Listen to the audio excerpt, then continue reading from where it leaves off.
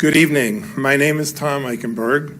I'm a resident of the Battlefield District. I'm also a retired educator with 37 years in public schools as both a teacher and an administrator. 20 of those years were served here in Spotsylvania as a principal at Salem Elementary and Parkside Elementary Schools.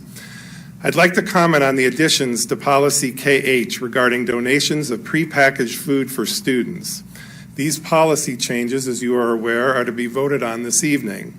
Having worked in the schools for years, this policy change is ridiculous and is not about the students. This is not correct for students that have food insecurity issues. It was reported that this change is due to parents complaining about random unchecked snacks showing up in schools. If this is so, how many parents complained? What were their concerns? I'm calling foul. Never in my 20 years in this school division did I have a parent complain about the schools providing snacks or food bags to their children. If complaints are now coming to the schools, each individual administrator and school should handle those concerns, and there should not be a blanket policy change affecting how snacks are provided. This policy change is not about what is right for children.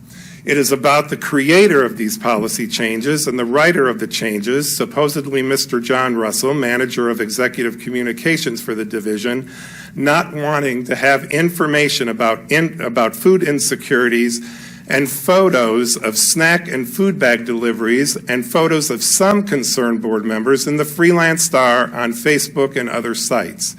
Why Mr. Russell's time and that of the superintendent isn't spent on finding a solution to this issue other than putting more hurdles on a staff to get food into the hands of kids is beyond my comprehension. Yes, kids need to be safe and those with allergies protected. Let the professionals you already have in the buildings who have been doing this for many years, the teachers, nurses, social workers, administrators, continue to do this without putting extra expectations on where to deliver the food, when to deliver it, and getting board approval once a month. On top of this, do any of you know what your Director of Health Services does? Apparently not.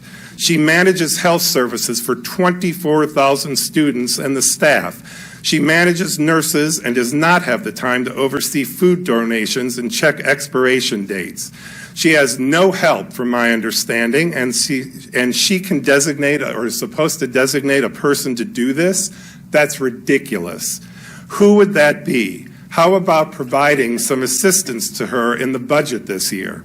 Before coming up with these policy changes, did it occur to anyone, I have one more. Mr. Eichenberg. May I continue? I have one more paragraph.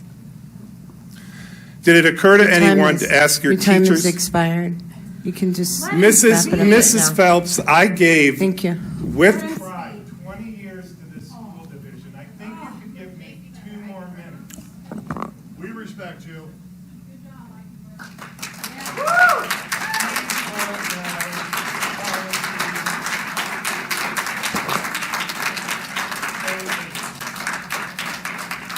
That says it all, Mrs. Phelps.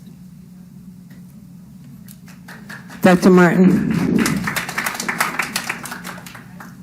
Your public gifts to school policy has been around for 35 plus years, with 5 revisions not hampering the public's ability to donate snacks and other food to the neediest of children.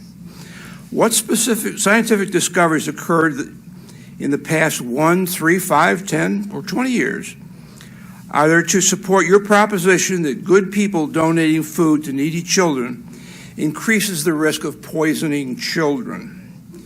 The substance of your proposals changes to Policy KH appears crystal clear. It's not food safety you are concerned about. It's retaliation against the critics of the school board majority helping hungry school children. Are you aware of God's admonition to help those in need, especially those who cannot help themselves, like school children? If you believe in God and this admonition, please defeat your policy changes. You appear to be striking back at those who criticize you and help the hungry in the school system. Why do you want to complicate and stand in the way of those who help? What are your urgent reasons today that did not exist a year or more ago? The book arguments, the snack arguments, the way this room is arranged to try to set you apart from the citizens that you're supposed to represent, all of it's being done out of an abundance of politics. You can take a peek at the anonymous Facebook page and see that many of the things that Ms. Gillespie, who's supposed to be my representative, says comes directly from that Facebook page. We can see that Mr. Taylor contributed live during the meeting a video recording of the school board meeting to that same Facebook page. We can all see the attacks on Mr. Hockaday on that Facebook page. We can all see the attacks towards Mr. Lieberman, towards Ms. Palmer, attacks that have been made towards me on that Facebook page. It is nakedly political. And the idea that you're putting this ahead of children just having access to snacks, I mean, we thought you guys had gone low before, but I don't even know what else to say. I have donated significant amount of food to Smith Station. I will continue to do what I can along with everything else that I'm doing. But the old adage, if it's not broken, don't fix it. Lead, follow, or get out of the way. The parents have got this. Why are you inhibiting their ability to get the job done? It takes a village to raise a child, to help a child. Let the villages do what they do best and get out of the way. The timing with respect to the logistics, someone has already raised the issue. What are you going to do as far as inspection, the quality, the this, the that? You don't have the resources. The schools are already doing it. They know what children need. Let them do what they need to do. I also want to point out that Virginia leads the country in school-to-prison pipeline. A hungry child is at risk for getting into that pipeline. We can't allow that to happen.